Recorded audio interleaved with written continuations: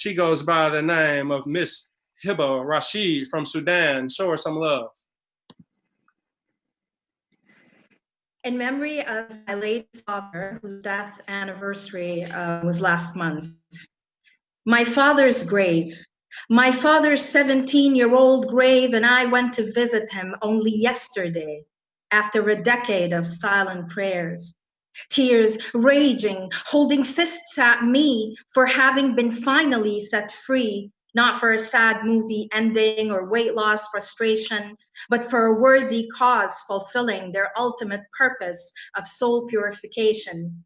Mental lacerations burned as flashbacks of his sage sayings flashed through like love is the essence of life, or white is in the heart, not in the skin. When white kids ridiculed my dark skin, one of my bonds to him. For months I've been trapped inside my lackadaisical thoughts and lackluster vision of hope, while electric shocks emitting toxic waste coursed through my head, contaminating my veins, so I became a walking wasteland of shriveled dreams and shelved faith. But somehow, in my barren state, my father beckoned to me after a decade of silent prayers.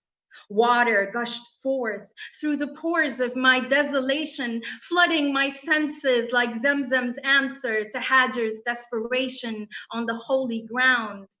I then heard the muffled sounds of chains breaking under the wrath of waves, and I remembered his unwavering smile throughout the long nights, coming home late, 3 jobs, burying his exhaustion under his sleeves to cook us dinner lovingly and willingly. I remembered his unwavering smiles throughout his tears of joy, at our smiles of joy, the never look up, never look down, but at less unfortunate people, so you can be grateful for your blessings, the encouragement to be the best that I can, his diabetes, multiple heart attacks, and that last heart failure which ended his life too soon on an ordinary Thursday night. After dropping us off at the park, young and free, promising to pick us up later, but never made it. Baba danced with the wolves around that bonfire called life through humility, love, kindness, and that deep, warm, embracing smile. Unleashed this cannonball of retrospection to remind me that the goodness which was in him is in me too. 6 feet deep, withered remains, yet his heart still beats in mine. My name is Hiba Rashid, and this poem was called Redemption. Thank you. Thank you so much for that, Hiba. Thank you so much. All right, let's check with our timekeeper. Yannick, get ready. Yannick, get ready. You're up next.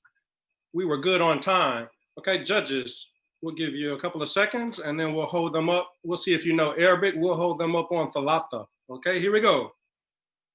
Hold them up. Wahid, Ithnin, thalatha. I have 4 scores. Cuban, you scared me for a second. Okay.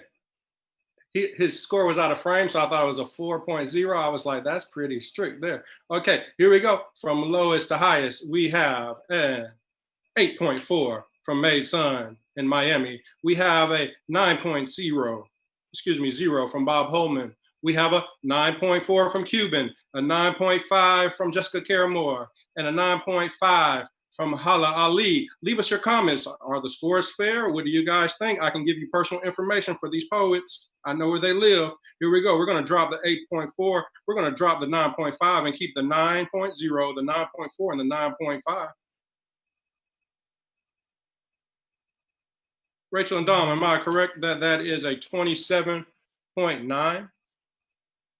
That is correct. That is a first round score of 27.9 for Hiba Rashid. The point is the points.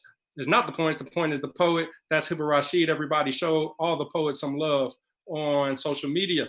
All right, let's get ready. We have 2 more poets in the first